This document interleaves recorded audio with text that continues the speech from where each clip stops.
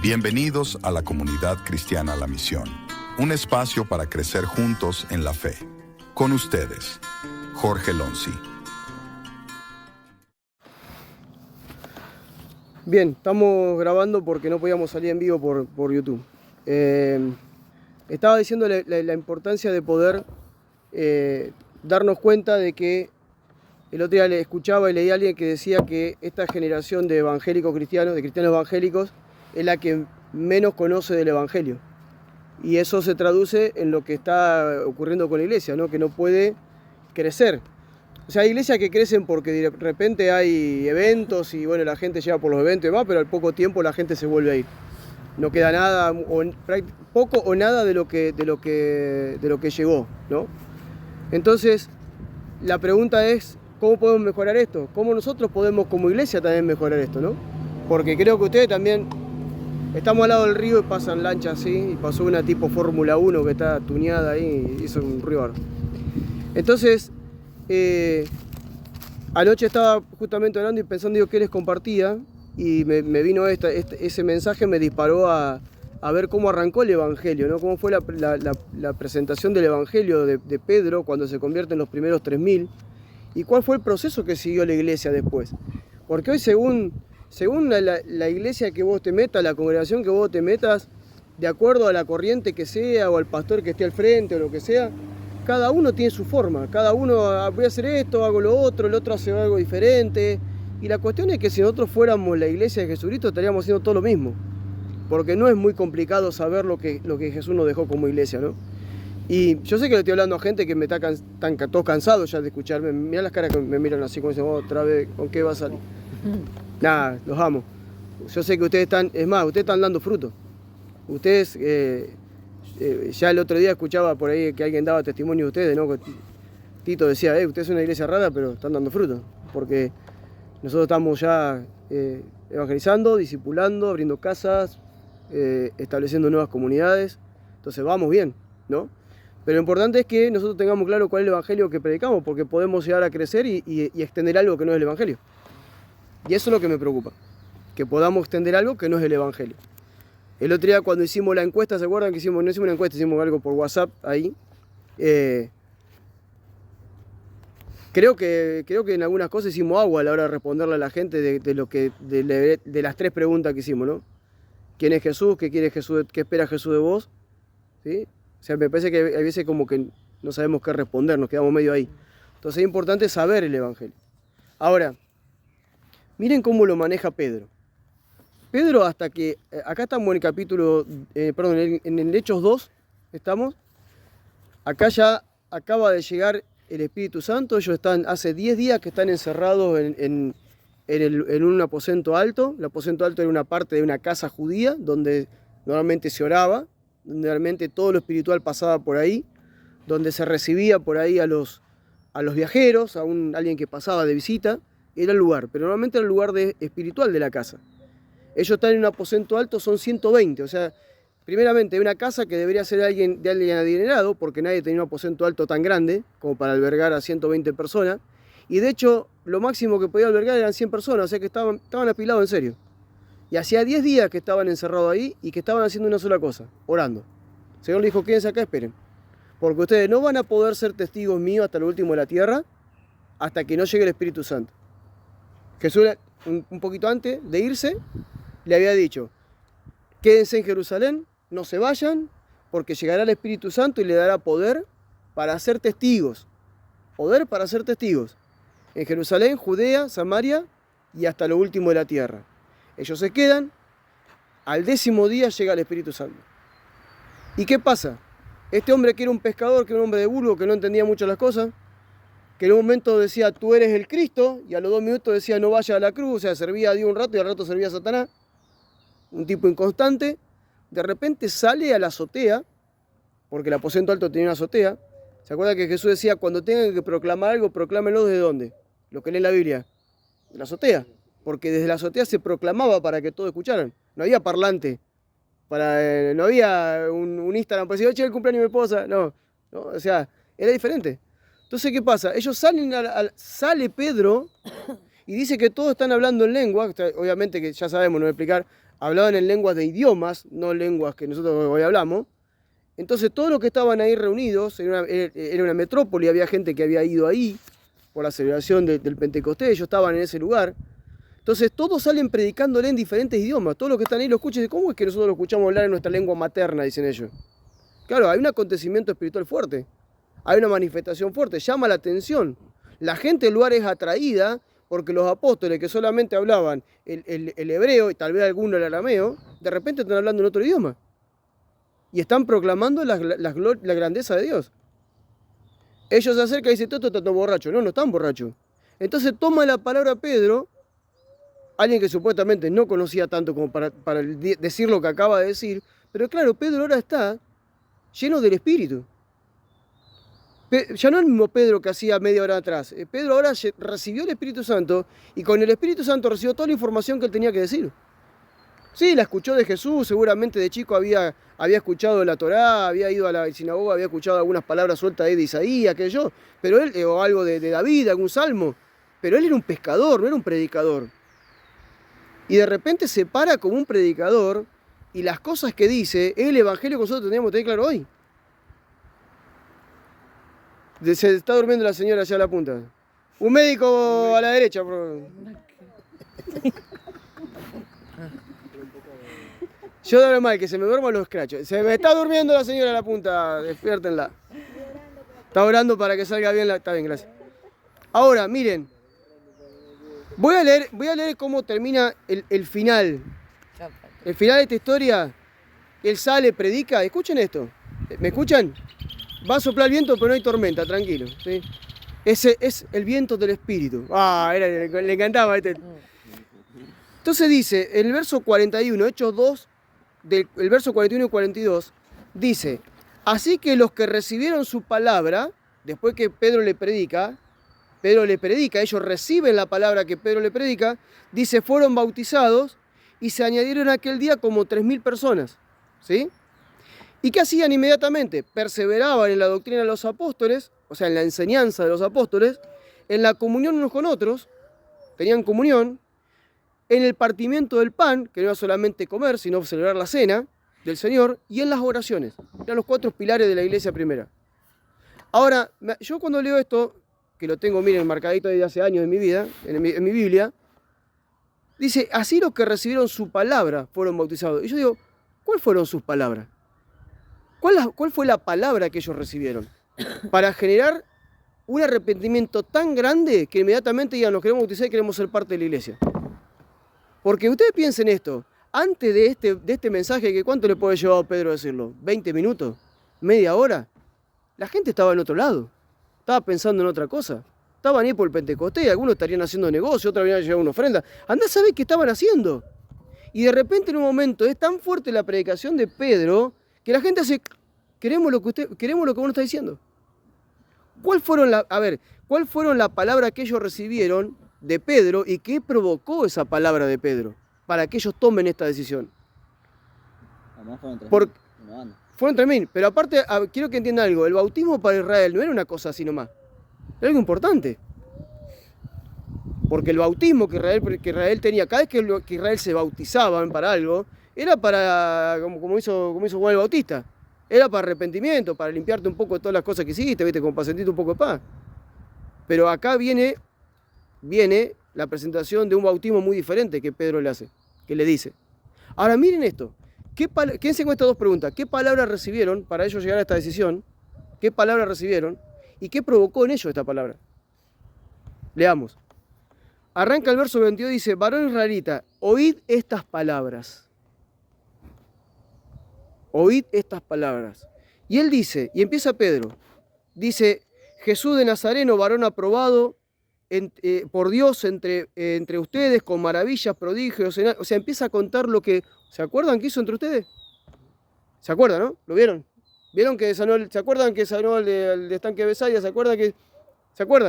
Que ustedes vieron las señales y prodigios, ¿sí? Primero apunta y dice, le hablo de Jesús de Nazaret, ese que anduvo haciendo prodigios y milagros, ¿sí? Número 1, los pone en contexto. Sepan de quién les voy a hablar. Después dice, y a este, entregado por determinado consejo y anticipado conocimiento de Dios, prendiste y mataste por manos de inocuo, crucificándole, el cual Dios lo levantó, suelto de dolores de muerte, por cuanto es imposible que sea retenido por ella. Y le recita a David. Antes de esto ya le recitó Joel. Esto no están borrachos, esto es lo que el profeta Joel dijo, que en los últimos tiempos derramaré mi espíritu y profetizarán. ¿De dónde sacó Pedro eso? Y ahora Pedro le está hablando un salmo donde David está hablando de Jesús. O sea, ya empieza a ponerle fundamento a lo que está diciendo. Pero él le dice, primero, ¿vieron a ese hombre que anduvo haciendo milagros y el prodigio? Bueno, ustedes lo mataron, ¿eh? Ustedes lo entregaron, ustedes lo rechazaron, lo condenaron y lo mataron. ¿Pero qué? Pero él no quedó ahí. Él resucitó. La muerte no lo pudo tener. Y dice, porque David dice, veía al Señor siempre delante de mí, porque está a mi diestra, no seré conmovido, por lo cual mi corazón se alegró. Y bueno, todo el Salmo. Y el verso 29 dice, varones hermanos, ¿qué se puede decir libremente del patriarca David? Que murió y fue sepultado, y su sepultura aún está entre nosotros. Vayan a buscarlo, está David ahí en la tumba. O sea, dice, él no está hablando de sí mismo, está hablando de Jesús. Dice, pero siendo profeta, mirá cómo lo dice, siendo profeta, Pedro dice que David era un profeta, dice, y sabiendo con juramento Dios le había jurado que su descendencia en cuanto a la carne levantaría al Cristo para que se sentase en el trono, le está diciendo Jesús viene de David, Jesús es el Cristo, viendo antes, habló de la resurrección de Cristo, que su alma no fue dejada en el Hades, ni su carne vio corrupción. A este Jesús resucitó Dios. O sea, de ese que ustedes vieron, que anduvo haciendo todas las cosas que ustedes vieron, ustedes pensaban que era el carpintero, que lo persiguieron, lo entregaron por blasfemia, a todos lo mataron. ¿Ustedes pensaban que estaba muerto? Bueno, vayan, la tumba está vacía. Dios lo levantó de los muertos, le está diciendo. Y le dice, y no solamente eso, lo exaltó. Dice, y así que exaltado por la diestra de Dios, habiendo recibido el Padre la promesa del Espíritu Santo, se ha derramado sobre nosotros. O sea, primero que hizo, le presentó a Cristo. Le dijo todo lo que había hecho como hombre. Le dijo lo que ellos hicieron con ese hombre. Le dijo que ese no era un hombre, que resucitó, manifestando que era Dios. ¿Y dónde está ahora? Gobernando. Fíjense el evangelio que está predicando él. No está diciendo, si ustedes quieren tener lo que nosotros tenemos, vengan aquí y le vamos a predicar un evangelio live para que tu vida cambie. No, lo está poniendo en contexto para lo que va a decir ahora, prepárese lo que va a decir ahora. Y dice, porque David no subió a los cielos, pero él mismo dice, dijo el Señor a mi Señor, siéntate a mi diestra hasta que ponga a tus enemigos por estrado de tus pies. O sea, le está diciendo dónde está Cristo, está hablando de Cristo. Cristo está sentado en el trono, gobernando. Y le dice, sepa pues ciertamente toda la casa de Israel, no sé qué le pasa, está medio complicada la perrita. Acá vaya Lucas, sepa pues ciertamente toda la casa de Israel que a este Jesús a quien ustedes crucificaron, ¿ellos lo habían crucificado? No. Esta gente no lo habían, ¿quién me agarra a mí? Sí, pero ustedes son parte del pueblo que lo crucificó. ¿Por qué lo crucificaron? Porque ustedes son todos los pecadores. O sea, ¿ellos lo crucificaron? No. ¿Ellos lo condenaron a esta gente que le está hablando? No. No los condenaron ni lo crucificaron. ¿Pero qué? Por causa del pecado de ellos y el pecado de todos, Jesús fue crucificado. Entonces le dice, Dios le ha hecho, escuchen esto, dice, ciertamente casa de Israel, a todo Israel le está hablando. Le dice, a este Jesús a quien ustedes crucificaron, Dios lo hizo Señor y Cristo. Punto. No es Jesús el Salvador, no, es el Señor y el Cristo. El que ustedes estaban esperando, el Mesías que todos estaban esperando, llegó. Y no solamente llegó, ahora es Señor de todas las cosas. Dice, al oír esto, se compungieron de corazón. Se compungieron de corazón y dijeron a Pedro y a los otros apóstoles, varón hermano, ¿qué haremos? Fíjate la predicación de él. ¿Qué haremos? Hermano, cuando nosotros salimos a predicar, siempre digo, cuando nosotros salimos a predicar el Evangelio, no le prediquemos a las necesidades de la gente. Vayamos a la raíz del problema de la gente. El problema de la gente es que están en pecado, están separados de Dios. Si no resuelven el pecado de su corazón, que es enemistad contra Dios, no se salvan. No entran al reino y no generan ningún tipo de arrepentimiento. Si hay una persona que no se siente pecador delante de Dios y no se arrepiente, no tiene salvación. Que vaya al culto, que lea la Biblia, que levante la mano, baje la mano, que le diga al que está al lado, que le diga al que está atrás, que vaya a misa si quiere, vaya a la iglesia que quiera, no tiene salvación. Porque para que haya salvación, primero tengo que tener convicción de pecado, que soy un pecador. Segundo, arrepentirme de pecado. Tercero, creer que Jesús me libra del pecado. Y cuarto, creer que Jesús me justifica delante del Padre para ser una nueva criatura y ya no deberle nada a Dios. ¿Me perdona? Si yo no tengo esa convicción, no me salvo. Entonces acá él está diciendo, a ver, entiendan que ustedes mataron al autor de la vida, en otra parte dice, ustedes lo mataron. Pero sí, ustedes lo mataron, pero si yo no estuve ahí, yo no lo condené, no, pero tu pecado lo mandó a la cruz. Tu pecado mandó a Jesús a la cruz. Entonces, ¿por qué te va, hoy bajámoslo a nosotros, ¿por qué te va mal en la vida? A todas las personas que nosotros le predicamos, ¿por qué te va mal en la vida? Porque estás separado de la gracia, estás separado de la comunión con Dios.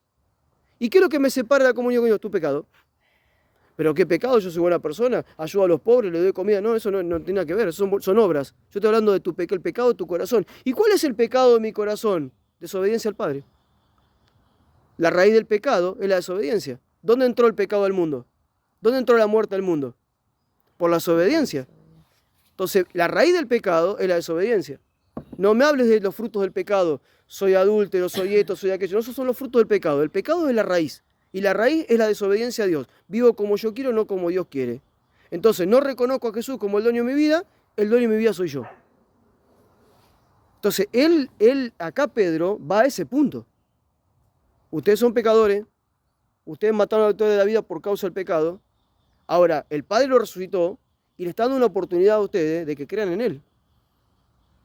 Y dice, y no solamente eso, y que crean no solamente lo que Él hizo en la cruz, que crean donde está Él ahora. Él ahora dice que el Padre lo hizo Rey, lo hizo Señor y Cristo. Lo constituyó. Cuando Dios constituye algo, es inamovible. Constituir es establecer algo en un lugar y punto, no lo puedes mover. Y dice, y ellos le dijeron, fíjate que esta predicación de Él los compungió. Hermanos, si la predicación de tu evangelio no lleva a la gente a sentirse pecador, no predicaste el evangelio. Permítame decirlo, pero no predicaste el evangelio. Yo escuchaba a los predicadores del año 60, año 70, hermano, te dejaban de rodillas llorando delante de la presencia de Dios. Porque te hacían ver que vos eras un pecador delante de Dios, que estabas ofendiendo a Dios con tu vida todos los días. Si yo no me doy cuenta que mis acciones ofenden a Dios y se levantan contra Dios, entonces yo jamás voy a reconocer a Cristo. Jamás voy a reconocer mi condición de pecador. Entonces ellos dicen que se compungieron. Fíjense, ¿cómo arranqué yo? A los que recibieron su palabra fueron bautizados. ¿A quién bautizó? A los que recibieron su palabra. ¿Qué palabra recibieron? Hey, ustedes son los pecadores. Ustedes mataron a Cristo por causa de su pecado. Ahora Cristo le está dando la oportunidad. El Padre lo levantó a los muertos. Con eso te da vida eterna. Pero tenés que reconocer que Él es el Señor hoy en día. Y si vos no te rendías al señorío de Él, no te salvás. Entonces, la palabra que Él predica es tan fuerte que generan ellos que se compungieron. Y dijeron, ¿qué haremos? ¿Qué tengo que hacer? Y Pedro le dijo, arrepiéntanse. Qué poco escucho esa predicación en las iglesias. Qué poco escucho decir un pastor le diga a la gente, arrepiéntanse. Qué poco escucho un evangelista diciendo, arrepiéntate. Antes los evangelistas decían, arrepiéntanse porque se van al infierno, decían los evangelistas antes. Hoy decir eso es hacer bullying en la iglesia. No, sean suaves, a veces se enoja y se va. Bueno, se irá. Pero le dije lo que le tenía que decir. Así que dice, fíjense, Pedro les dijo, arrepiéntanse y bautícese cada uno de ustedes en el nombre de Jesucristo, ¿para qué? Para perdón de pecado y recibirán el don del Espíritu. O sea, arranca una nueva vida. Pero fíjate lo que le dice, ¿sabes cómo se arregla esto? Primero que te arrepientas y luego que te identifiques con la muerte y sepultura de Jesucristo para andar en una nueva vida, porque eso es bautismo. ¿Y cómo me bautizo? ¿El nombre del Padre, el Hijo y el Espíritu Santo? ¿Bautizó así Pedro? ¿Qué dijo Pedro? ¿Para qué? Para perdón de pecado. Para perdón de pecado. Juan había bautizado, ¿para qué? Hagan camino recto para venir al Señor, arrepiéntanse, para arrepentimiento. Pedro ahora bautiza para pecado, para perdón de pecado. ¿Y en quién tenemos perdón de pecado? En Jesucristo. ¿Y cómo yo tengo perdón de pecado? Sí, pero cuando me identifico ¿con qué? Con la cruz. Entonces él dice, ahora que ustedes entienden todo lo que entendieron, yo los voy se van a arrepentir y después se van a bautizar. Todos los que se hayan bautizado ustedes, no sé si quién más se va a bautizar. Si yo no digo que Jesucristo es el que murió en la cruz para perdonar mi pecado y Él me limpia de toda maldad Y si eso yo no estoy convencido de eso, entonces cuando pase por agua el bautismo, fue un chapuzón en agua. Nada más. Fue un ritual para que la gente aplaude y diga, qué lindo, bautizamos a alguien. Me vestí de blanco, ya ni sé por qué se visten de blanco, porque acá la gente se bautizaba como estaba. Pero viste, todos le ponemos, porque van en santidad. Entonces, ¿qué santidad tenía esta gente? Claro, nadie. Capaz que alguno que se bautizó acá la noche había estado con una prostituta. O otro estaría estafando. Acá no se trata si te bautizo porque está en santidad o no está en santidad. Te bautizo porque creíste que sos un pecador y querés empezar una nueva vida. Entonces él lo está bautizando y dice arrepéntanse y bautícense en el nombre de Jesucristo para perdón de pecados. O sea, cuando yo me estoy adentro, yo estoy reconociendo que me estoy identificando con la muerte de Jesús en la cruz, me estoy identificando con la sepultura de Jesús en esa cueva, y me estoy identificando con la resurrección de Jesús que cuando salió de esa cueva, ¿para qué? Para dar nueva vida. Entonces digo, yo voy a morir a lo que yo era, me crucifico mi carne, la entierro ahí abajo y no lo voy a buscar nunca más, y cuando salgo una nueva vida. ¿Y qué va a pasar después de eso? Recibirán el don del Espíritu. Llega el Espíritu Santo y ahí ¿qué pasa? Ocurre el mayor de los milagros, el nuevo nacimiento, y comienza una nueva vida. Y entonces dice, porque esta promesa es para ustedes, para sus hijos y para todos los que están lejos, para cuantos el Señor, nuestro Dios, llamare. Dios no está llamando, el tema es que yo acepte este mensaje. Es una promesa. ¿Cuál es la promesa? La promesa de vida eterna, la promesa de la venida del Espíritu Santo. Pero yo tengo que aceptar esto. Dice, y con muchas otras palabras testificaba y les exhortaba, diciendo, sean salvos de esta generación perversa. O sea, o se quedan con la generación perversa o vengan para acá para el reino, no le queda otra. Así suavecito el mensaje de los apóstoles lo primero. Por eso yo podía seguir predicando, pero voy a terminar acá porque no sé cuánto más tengo para grabar. Pero quiero decir una sola cosa más que decía Pablo. Cuando Pablo es llevado después de todo su recorrido y todos sus años de predicación, cuando es llevado a Jerusalén y le piden que él tenga que dar cuenta de lo que hacía, él cuenta su encuentro con Jesús y dice lo que Jesús le dijo. Y él dice en Hechos 26, y con esto voy terminando, Hechos 26, 16 dice, pero levántate, lo que Jesús dijo a Pablo, pero levántate y ponte sobre tus pies, porque para esto me he aparecido a ti, para ponerte por ministro y testigo de las cosas que has visto y de aquellas que me apareceré a ti. O sea, Jesús te va a seguir apareciendo y mostrándote nuevas cosas. Y dice, librándote de tu pueblo y de los gentiles a quienes ahora te envío. Fíjate a qué lo envía Jesús a Pablo, lo mismo que nos envía a nosotros, para que abras sus ojos. Lo que hablamos como hoy, para que abran sus ojos, para que se conviertan de las tinieblas a la luz, de la potestad de Satanás a Dios, para que reciban por la fe en mí, está hablando Jesús, perdón de pecado y herencia entre los santificados. Este es el evangelio que predicamos. No, Jesús quiere arreglar tu matrimonio, Jesús arregla tu economía, Jesús te quiere sanar. No, no es el evangelio. No es el evangelio. El evangelio es este. Llevar a la gente que de la ceguera espiritual que tiene a que se le abran los ojos del Espíritu, que salgan del lazo que Satanás los tiene al gobierno de Cristo, que dejen la potestad de las tinieblas y pasen a la luz, que pasen al gobierno de Cristo. Esto es lo que Él quiere. ¿Para qué? ¿Y cómo van a recibir esto? Lo van a recibir por la fe en Él. Pero no solamente la fe, los católicos también tienen fe en Jesús. Yo era católico, era monaguillo y tenía fe en Jesús.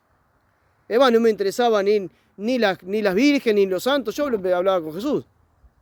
Pero mi fe no estaba canalizada como debía ser.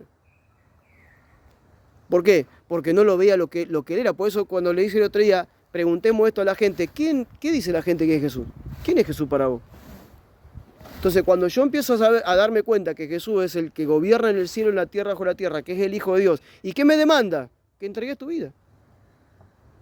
Pero yo pensé que era un poquito de religión para que vaya un poquito mejor. No entendiste. Esto se trata de vida o muerte. Jesús no predicó religión. Jesús vino acá para sacarte de la muerte y llevarte a la vida. Para sacarte de las tinieblas y llevarte a la luz.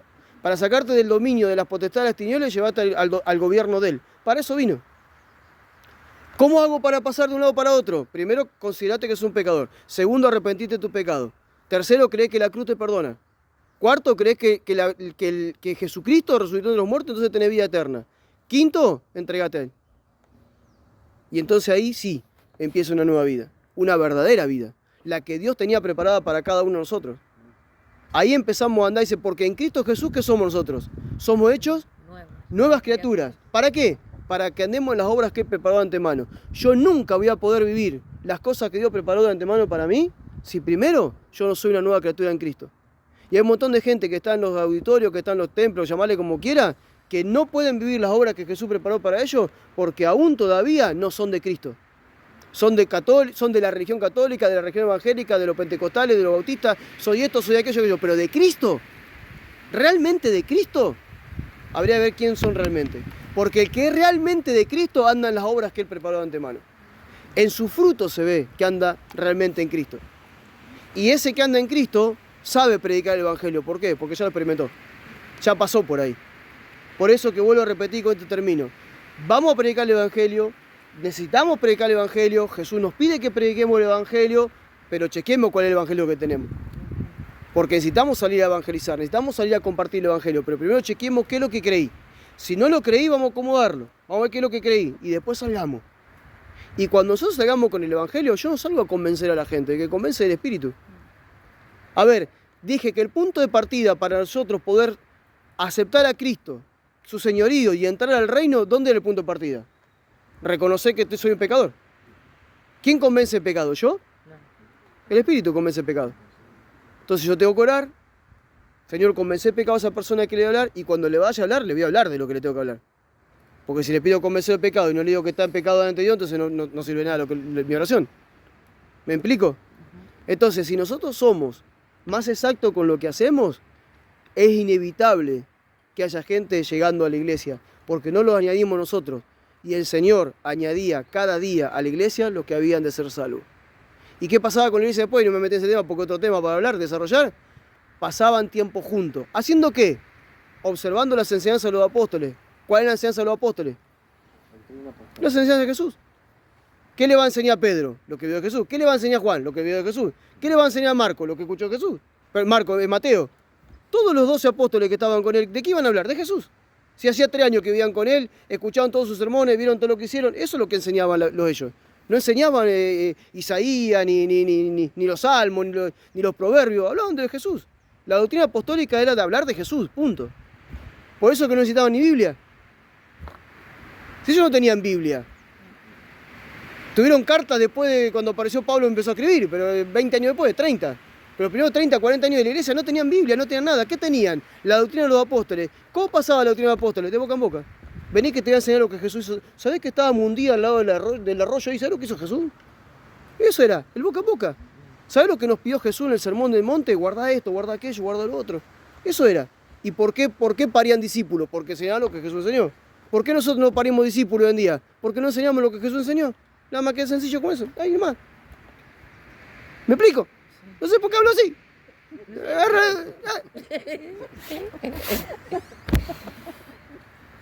Entonces, le agarraba ¿viste? el vendedor ambulante. Entonces, cierro con esto. Necesitamos entender que ellos tenían la doctrina apostólica, tenían la comunión entre ellos donde se edificaban mutuamente, había un ida y vuelta, tenían el partimiento del pan y tenían sobre todas las cosas la oración. Y acuérdense que hace un poquito de tiempo atrás, unas semanas, una cosa así, dije, volvamos a tiempos de oración, tiempos de oración, tiempos de oración, porque todo sale del tiempo de oración. Los frutos que tenemos como iglesia salen del tiempo de oración, los frutos que vos tenés como cristiano salen del tiempo de oración. Cuanto más tiempo de oración tengas, más vas a escuchar a Dios. Y no te aparte a decirle a Dios todas las cosas que le tenés que decir, que va con la listita así de tipo de supermercado, Señor, esto, que... Anda en silencio, poné música. Muchas veces la música te guía la oración que vas a decirle. ¿Sí? Ya por toda, si alguno todavía sigue escuchando música que no es cristiana, sáquesela de la cabeza porque no te genera nada. Empecemos a escuchar música que nos edifica. Y dentro de la música cristiana, fíjense a ver qué escucha también. Porque si lo que vos estás escuchando no habla de Cristo, no le escuches. Porque están llenos de psicología y de emocionalismo y es un evangelio para vos. No, cuando nosotros vamos a adorar, no lo adoramos nosotros, adoramos a Él. Cada vez que el Señor mandó a hacer algo, salió de la adoración del pueblo. Y la adoración del pueblo no era para el pueblo, no era dirigida al pueblo, era dirigida a Él. Entonces, cuando tengas que no sabes qué hacer, andá, cerrate, poné música que le adore a Él y escuchá la letra. Y tal vez de esa letra te va a salir la oración que vos tenés que levantar. O Dios te va a hablar a través de esa letra. ¿Quién me está pateando? No, nadie. No, nadie. Ella. No, nadie dice ella está pateando. ¿Me explico? Amén. Vamos a orar acá porque no sé cuánto me queda más de... ¿Vieron? Ustedes necesitan que yo, para que ore este tiempo, que son media hora, necesitan que mi celular no tenga mucho espacio. Así que cada vez que yo vaya a orar, digan que no tenga mucho espacio, que no tenga mucho...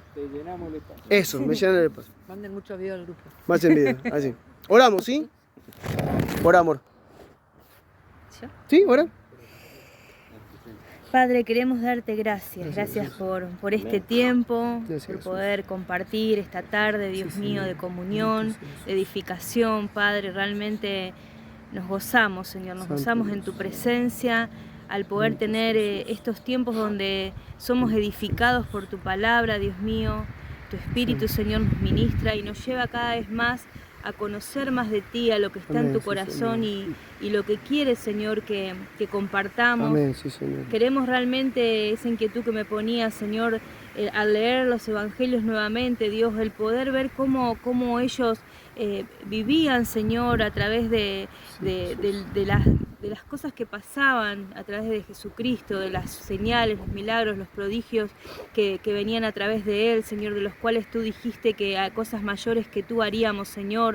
Dios mío, las apariciones de ángeles, Señor, dirigiendo a tu iglesia, los sueños, Señor amado, en los cuales te presentabas y hablabas, Dios mío, que todo eso, Señor, en este tiempo podamos estar, Dios mío, fluyendo, Señor, que fluyan nuestras vidas para poder realmente ocuparnos de lo que tú quieres, Señor. Llévanos a aquellos que te pertenecen, Padre, en el lugar en el que estamos, Señor, en cada lugar, que tu Espíritu nos guíe a aquellos que te pertenecen, para que podamos, Señor, predicar tu evangelio, para que podamos hacerlos ver y entrar al reino, Padre, en el nombre de Cristo Jesús. Danos el denuedo, Señor, para predicar tu palabra y que tus señales, milagros y prodigios nos acompañen, Dios amado, para que puedan ver que eres tú el que nos respaldas, que eres tú el que nos has enviado y que eres tú el que nos has impuesto esta necesidad. Padre, yo te doy gracias por cada uno de los que están, por cada uno de los que van a estar escuchando esta prédica, Padre, que realmente tu Espíritu Santo nos llene, que podamos estar en esa llenura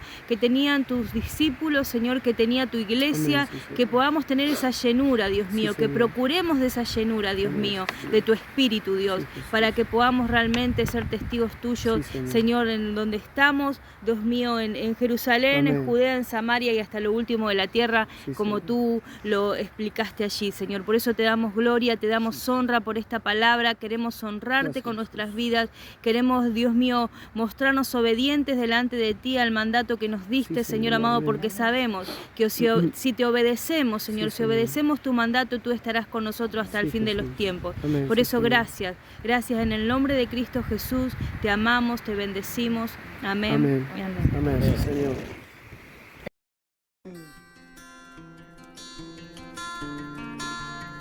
Muchas gracias por haber compartido este tiempo con nosotros.